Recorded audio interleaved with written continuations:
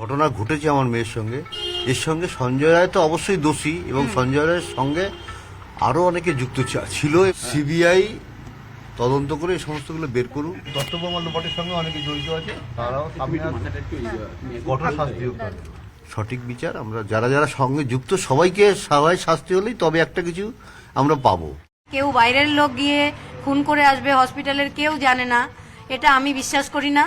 আমি এটা প্রথম দিন থেকেই বলছি, সঞ্জয়ও দোষী, ওর সাজা হবে, জজ সেটা যেটা ভালো মনে করবেন সেটা দেবেন। কিন্তু এই রায় নিয়ে আমার কোনো হতাশও জায়গা নেই, আশারও জায়গা নেই, খুশি হওয়ারও জায়গা। খুশি তো আমি কোনোদিনই আর হব না, কারণ আমার মেয়ের স্বপ্ন কিছুই পূরণ হয়নি। তার আগেই যারা তাকে মেরে ফেললো, কেন মেরে ফেললো, তাদের কি মোটিভ ছিল, আমার অনেক কোশ্চেন আছে।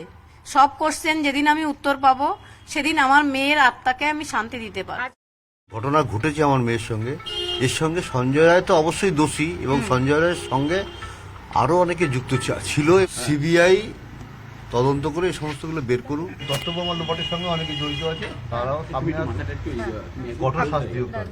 সঠিক বিচার আমরা যারা যারা সঙ্গে যুক্ত সবাইকে সবাই শাস্তি হলেই তবে একটা কিছু আমরা পাবো।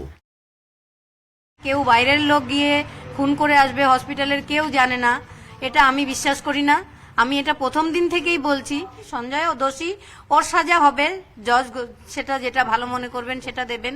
কিন্তু এই রায় নিয়ে আমার কোনো হতাশও জায়গা নেই, আশারও জায়গা নেই, খুশি হওয়ারও জায়গা। খুশি তো আমি কোনোদিনই আর হব না, কারণ আমার মেয়ের স্বপ্ন কিছুই পূরণ হয়নি। তার আগেই যারা তাকে মেরে ফেললো, কেন মেরে ফেললো, তাদের কি মোটিভ ছিল, আমার অনেক কোশ্চেন আছে। সব কোশ্চেন যেদিন আমি উত্তর পাবো সেদিন আমার মেয়ের আত্মাকে আমি শান্তি দিতে পারবো।